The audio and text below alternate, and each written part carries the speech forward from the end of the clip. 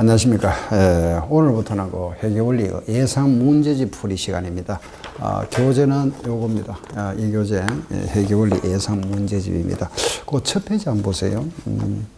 첫 페이지 보시면 이제 회계 순환과정 나오죠, 그죠? 그쪽입니다. 회계의 순환과정. 이제 전체적인 흐름이죠. 우리가 이제 회계원리 부분이라 하는 것은 결국은 자산, 부채, 자본, 수익, 비용, 이 과정이죠, 그죠? 그리고 이제 회계 변경, 오류 수정, 그죠? 그리고 재무제표, 원가 부분인데, 이 이제 요 회계, 재무회계 부분입니다, 그죠? 전체 이제 흐름이라 하는 거는 이제 재무제표가 작성되기까지의 과정, 그걸 우리가 순환 과정이라 이랍니다. 시작부터, 그 결국 이제 요약하면은 거래가 발생합니다. 이런 자산, 부채, 자본, 수입, 비용, 이런 거래, 물건을 사왔다, 돈 주고 사왔거나, 뭐 외상으로 샀거나, 그죠? 또 물건 사왔다가 물건을 팔았습니다. 그죠? 이렇게 사고 파는 게 이제 정상의 영업 거래죠. 우리가 영업 활동이라 하는 건데, 이런 영업 활동을 하면서 거래가 발생하면은 거래를 장부에 기장하죠. 장부에 기장합니다. 장부에 기장하고, 이 기장을 계속 하다가 이제 12월 말이 되죠. 그죠? 연말이 되면은 이걸 집계하죠. 집계표. 이걸 결산한다 이랍니다. 결산. 장부에 기장하고 우리가 풀기를 하는 거죠. 그죠? 그 집계한, 이 집계표가 재무제표죠. 재무상태표, 손익계산서, 자본변동표, 현금흐름표. 그죠? 이런 기본 재무제표 작성하는 것이 바로 우리가 하고 있는 재무회계의 목적입니다. 그죠? 재무제표 재무보고서 작성하는 거죠. 그럼 우리 첫 시간에는 회계 순환 과정인데, 잠깐 들어가기 전에 교재 구성을 잠깐 보겠습니다. 9페이지 보시면 제1절에서 회계 순환 과정 이렇게 나옵니다. 그죠? 그 아래 보시면 포인트에서 영어 한자 보이죠? 그죠? 포인트 1번 뒤로 가시면은, 그 포인트 1번에 문제가 있죠. 그 문제에 대한 그 뒷장에 보시면은 설명이 키해서 그 상세한 설명이 나옵니다. 그죠? 부기에 대한 그 문제에 대한 설명. 그리고 또 포인트 오른쪽에 보시면 11쪽을 보시면은 포인트 2번하고 또 문제가 있죠. 그 아래 보면 또 키해서 거래에 대한 그 설명이 쭉 나옵니다. 그죠? 그리고 요 포인트 3번, 4번, 5번, 6번, 그리고 7번, 8번까지가 핵심 포인트 문제. 요 8가지 유형이다, 이래 보시면 돼요. 아시겠죠? 요 순환 과정에서 시험에 나오는 유형이 크게 요 8가지 종류다, 이래 보시면 됩니다. 그래서 여기에 대한 이제 우리가 각각 거기 해설에 대한 걸 자세히 이제 그 해설이 바로 이제 말하면은 요약입니다. 요약. 이론 요약이라 보시면, 회계원리 요약집이라 보시면 됩니다. 그리고 뒤로 넘겨 보실까요? 21페이지 보시면 확인 체크 나오죠. 그죠? 확인 체크. 요 확인 체크 문제는 복습 문제라 보시면 됩니다. 복습 문제. 그래서 그 교재 구성이 포인트 문제. 요거는 말하면 이제 기본 문제죠. 가장 핵심 문제. 그 핵심 파트고, 여기에 대한 요거는 문제하고 거기에 해설이 나와 있는데, 요 해설 부분이 이제 요약집이라 그랬습니다. 요약집. 그리고 두 번째 보니까 확인 체크 문제 나옵니다. 그죠? 요 확인 체크 문제는 복습 문제다 보시면 돼요. 요 단원에 대한 복습 문제. 그래서 그거 보시면은 1번부터 해서 그 문제가 한 12문제 나와 있습니다. 그죠? 그 요걸 조금 우리가 복습하고, 그럼 이제 12문제 끝나느냐? 여기서 끝나는 것이 아니고, 이제 이 장 넘어가죠. 다른 장으로 넘어가는데, 여기까지가 포인트고, 핵심 체크고, 그리고 이제 마지막 또 종합 문제는 저 뒤쪽에 있습니다. 202쪽을 한번 보실까요? 202페이지. 저 뒤로 가면, 201쪽을 건너가면 202쪽을 한번 찾아볼까요? 그거 보시면은 실력 배양 문제라 나오죠. 그죠?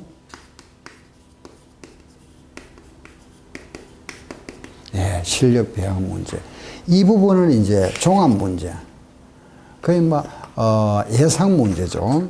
앞으로 우리가 이제 금년 2019년도 주택관리사 시험에 대비한 이제 여기 이제 최종 또 다른 이제 예상 문제인데, 그래 요 기본 문제와 복습 문제를 정리하고 나면은 이 문제 풀 수 있겠죠, 그죠? 다시 한 번 더 복습 문제니까 결과적으로. 예. 이 종합 문제다 이래 보시면 돼요. 그래서 그것도 단원별로 되어 있죠, 그죠? 회계 기본 원리해서 순환 과정까지 해서 딱 나오고 나면 또 다음 파트 넘어갑니다. 그 여러분들이 그 교재 구성을 이해하시겠죠, 그죠? 첫 번째 보시면은 포인트 문제가 있고, 그리고는 확인 체크 문제. 이 부분은 이제 순서별로 되어 있고, 이거는 뒤에, 저 뒤쪽으로 갖다 놨습니다. 실력 배양 문제는 다른별로. 그 여러분들이 이제 그 실력 배양 문제를 이제 직접 풀어보시고, 물론 여기에 대한 또 저 뒤에 가면 해설이 나와 있습니다. 그 문제 해설하고 정답이 나와 있으니까 그걸 참고해서 보시면 되는데, 물론 제가 다 풀어드릴 겁니다. 예, 가능하면 저는 여기에 이제 있는 수록되어 있는 문제를 거의 뭐 다 푸는 방향으로 해드릴 겁니다. 거의 100%. 다 거의 대부분 다 풀 겁니다. 근데 똑같은 문제가 예를 들어서 뭐 유사한 문제가 있다면 그런 걸 넘어갈지 몰라도 거의 다 푼다 보시면 됩니다. 다 풀어드릴 거니까. 이렇게 구성되어 있습니다. 이해하시겠죠, 그죠? 그래 이제 우리가 1단계, 2단계, 3단계 이런 식으로 해서 단원별로 이렇게 구성되어 있다는 걸 이해하시고, 그 이제 그동안 우리 공부했던 걸 한번 정리한다 생각하시면서 요 포인트 문제를 보고 요 해설 부분이 있죠. 요게 핵심 이론 체크, 이론 요약집이다 보시면 됩니다. 아시겠죠? 예, 하고 또 확인, 복습 확인 한번 하시고 실력 배양 문제. 물론 강의 순서는 이렇게 할 겁니다. 이거 하고 이런 식으로 해서 한 단원 끝내고 또 한 단원 끝내고 이래 할 거니까 여러분들도 이런 식으로 준비를 해 주시면 되겠습니다. 아시겠죠? 그죠? 그럼 먼저 자, 첫 페이지 한번 보겠습니다. 예, 9쪽을 한번 보세요. 회계 순환 과정입니다. 예. 그 회계 순환 과정이라 하는 것은 우리가 자, 잠깐 제가 요약 정리해 드리고 문제 보겠습니다. 거래가 발생합니다. 거래가 발생하면은 거래를 우리는 뭐 하죠? 분계하죠. 그죠? 분계해서 그 분계를 기입하는 장부를 우리는 분계장이라 이랍니다. 이 분계를 보고 원장 작성하죠. 그 원장을 총계적 원장이 이렇게 작성하다가 이제 연말 12월 말이 됩니다. 그죠? 직계표를 작성하죠. 그죠? 결산 단계를 합니다. 결산 단계. 이 결산 단계에서 이제 직계표, 시산표를 작성하고, 이 시산표가 아무런 이상이 없으면은 이 시산표를 보고 이제 재무상태표와 손익계산서를 작성한 이 과정. 그죠? 그래서 여기 보면은 거래가 발생했을 때 분계를 옮길 때 우리 정적이 분계라 이라죠. 그죠? 분계는 차변 요소와 대변 요소를 구분한다. 그래서 여기는 자산의 증가되는 거죠. 증가. 자산이 감소하면은 대변이죠. 반대로 부채는 증가하면은 대변이고, 부채가 감소하면은 자변이죠. 자본이 증가하면은 대변이고, 자본이 감소하면은 자변, 비용이 발생하면은 자변이고, 수익이 발생하면은 대변이다. 그죠? 거래의 8요소. 이거는 이제 분개하기 위한 가장 기본이면서 아주 중요하죠. 그죠? 자산의 증가는 자변이지만 부채 자본은 대변이 있다. 그죠? 아시죠? 이걸 기반한 장을 우리가 분계장이라 하죠. 이 분계장과 총계적 원장을 우리가 가장 중요한 장부다. 그죠? 이걸 우리가 주요부라 이랍니다. 이걸 이제 보조하는 또 장부가 있죠. 그죠? 보조장부에는 보조 기입장과 보조 원장으로 구분한다. 여기에는 이제 현금 출납장, 소현금 출납장, 또 뭐 은행 예금 출납장이라든가 매입장, 매출장, 등등, 받으름 기입장, 지원 기입장 등등. 여기는 상품 재고장, 매입처 원장, 매수처 원장, 적수분 원장, 그죠? 주주 원장 등등. 예, 그리고 여기 와서 우리가 이제 시산표를 작성합니다. 그죠? 요 직계표, 이제 이게 결산 단계죠. 여기서부터 우리 결산 단계라 합니다. 그죠? 여기서부터 이제 결산 단계. 그 시산표를 작성하는 이 시산표는 모든 계정이 다 들어갑니다. 여기에는 자산 대변의 부채와 자본, 그리고 또 차변의 비용과 수익이다. 그죠? 그 시산표는 우리가 원장 작성이 맞나 틀리나 확인하기 위해서 작성하는 거죠. 그래서 이 차변합계와 대변합계가 같다. 그죠? 이 같아야만이 정확하다 보는 거죠. 그죠? 같다. 그렇죠. 요게 틀리면 잘못됐다. 근데 요걸 가지고 확인하다 보면 한계가 있다 그랬죠. 그죠? 한계. 양쪽에 거래가 10개가 있는데 한 개를 누락해 버렸습니다. 양쪽에 기장 안 했다. 이거는 같아질 거잖아. 그죠? 그렇게 뭐 양쪽에 동시 누락이라든지 이중 기입했으면 이게 같아져 버립니다. 오류가 생기다 하더라도 이 오류는 발견할 수 없는 오류라 그랬죠. 그죠? 예. 시간별을 가지고 작성하는 이제 대차대조표와 이 대차대조표, 다른 말로 재무상표 같은 말입니다. 손익계산서. 요걸 모두 가지고 작성하는 표를 우리가 정산표라 그랬죠. 그죠? 정산표는 선택사항이다. 그죠? 그래서 이렇게 하고 나면은 당기순이익이 나오면은 거기에 대한 세금을 납부하고 나면은 그의 모든 정산이 다 끝나버리죠. 그죠? 요 과정을 우리가 순환과정이라 하는 겁니다.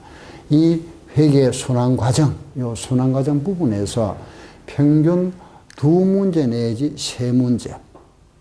또 최근 들어서 자꾸 이쪽이 더 많이 나오더라고, 본게는. 3문제 내지 4문제까지도 나옵니다, 지금. 예, 이게 이 부분에 지금 상당히 문제가, 기본 문제 부분이 많이 나오는데, 이쪽 나오면은 그렇게 어렵지는 않겠죠, 그죠? 예. 뭐 이쪽은 많이 나오면서 우리는 좀, 오히려 좀 편한 문제가 될 수 있다. 아무튼, 최근에는 보통, 작년 같은 경우가 여기 4문제 나왔죠, 아마? 예, 4문제. 그 조금 많이 나오는 편입니다. 기본 과정만 우리 좀 잘 정리하시고, 여기 나오면 틀리면 안 되겠죠, 그죠? 예, 자, 1번부터 한번 보도록 할까요?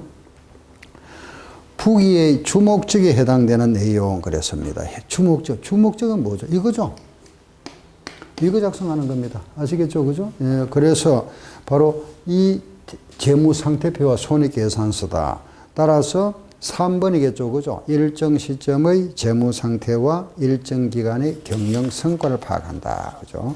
자, 여기에 대한 이제 뒤쪽 한번 보세요. 키를 보시면은 그게 자세한 설명이 나옵니다. 그죠? 예, 부기란 해서 장부기입의 줄임말로서 재산 정감 변화를 일정한 원리 원칙에 따라 기록 계산 정리하고 그 원인과 결과를 명기 발견할 방법을 말하며 기장 방법에는 단식 부기와 복식 부기로 구분한다 그랬죠. 단식에는 가계, 관청, 재단 부기가 있고 복식에는 상업 부기, 공업 부기, 은업 부기 등이 있다. 그죠? 그 부기의 목적이라는 것은 결과적으로 우리가 장부기장을 하는 목적은 마지막 이거 작성하는 거죠. 재무제표 작성이 목적이다. 그죠? 이 재무상태표라는 거는 우리가 12월 30일 기준 하는 거죠. 손익계산서는 일정 기간입니다. 그죠? 이 기간 동안에 재무 상태를 나타내고 요거는 경영 성과를 나타낸다. 그러죠. 그래서 1번 보시면은 재무 상태표와 손익계산서다. 나머지는 부수적인 목적입니다. 그죠? 아래 내려가 볼까요? 회계의 목적이라 그랬습니다. 목적이라는 것은 유용한 정보 제공이다. 우리가 요런 정보, 우리 회계하면은 정보 제공이다. 그렇게 이해하세요. 알겠죠? 부기의 목적이라는 것은 재무제표 작성이 목적이고, 회계라는 건 이 재무제표를 토대로 해서 정보 이용자에게 제공하는 그 일련의 과정을 말한다. 그래서 유용한 정보 제공이다. 이렇게 표현하죠. 아래 재무회계와 관련 이 비교표는 여러분들 많이 보셨을 겁니다. 그죠? 예. 재무회계는 1월 1일부터 12월 말이니까 오늘이 12월 말일이죠. 과거에 있었던 자료이기 때문에 과거 지향적이다. 그 관리라는 것은 이 자료를 토대로 해서 앞으로 회사 관리 차원이죠. 그래서 미래 지향적이다. 이런 표현합니다. 그래서 그게 순환 과정이 나와 있고, 그 다음 오른쪽에 포인트 2번 한번 볼까요? 회계상 거래라고 볼 수 없는 것 그랬죠. 그죠? 우리 거래라는 거는 회계상 거래가 있고, 요 거래라 하는 거는 거래가 아닌 것도 있죠. 그죠? 거래로 보지 않는 게 있다. 이거 당연히 이것만 장부에 기장되는 거죠. 그죠? 그 쉽게 말하면 장부에 기장하는 거, 장부에 기장 안 하는 거, 알겠죠? 즉, 분개를 할 수 있는 거, 분개를 못 하는 거, 모든 거래는 분개를 통해서 장부에 기장합니다. 아시겠죠? 거래를 바로 기장하는 것이 아니고, 거래를 요래 분개 형식으로 만들어서 장부 기장하죠. 거래 자체는 없어져 버립니다. 아시죠? 그래서 붕괴를 할 수 없는 것 이 말입니다. 아시죠? 말 바꾸면 장부 기장 안 하는 것 이렇게. 물론 이제 또 여기서 우리가 거래라 하는 것은 구분하죠.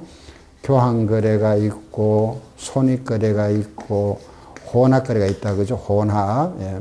교환이라는 거는 자산, 부채, 자본, 요거는 수익, 비용, 요거는 짬뽕, 혼합거래를 합니다. 그죠? 그럼 포인트 2번 같은 경우는 회계상 거래 볼 수 없는 것 그랬죠. 상품을 외상으로 사왔다. 당연히 자산의 증가, 부채의 증가는 거래가 되죠. 그죠? 건물이 소실되었다. 자산이 감소됐죠. 거래입니다. 주가가 하락했다. 당연히 자산의 가치가 하락했으니까 비용이 발생했습니다. 그죠? 그런데 4번을 보세요.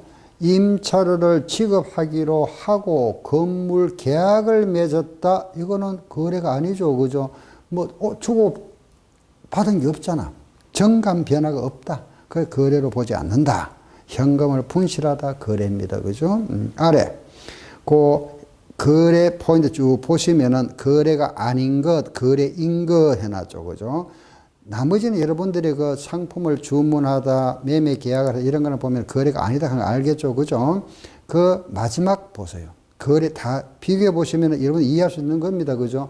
왜냐하면 물건이 주고받았다, 정감 변화가 있다 이런 거는 장부에 기장하는 거는 거래라 그랬으니까 마지막 비업을 보세요. 비업.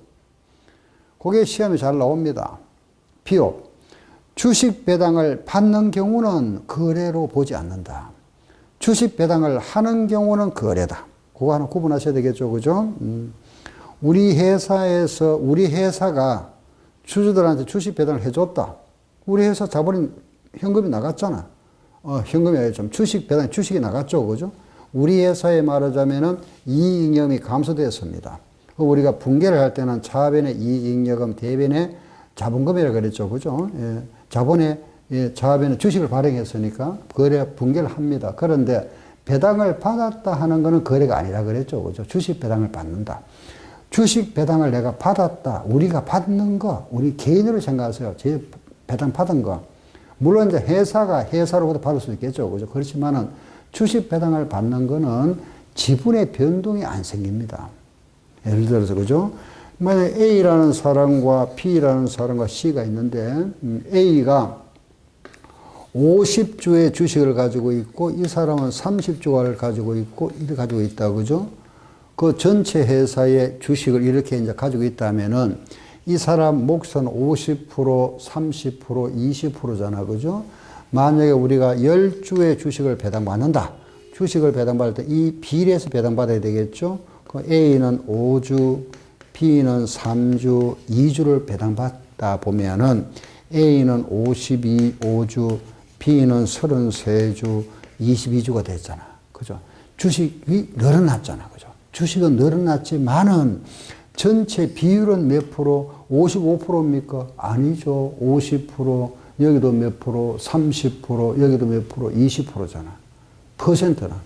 전체 110분의 55니까 50%, 110분의 33이니까 30%, 110분의 22니까 20%죠. 그죠? 퍼센트, 지분의 변동이 없기 때문에 주식을 배당받으면 거래로 보지 않는다.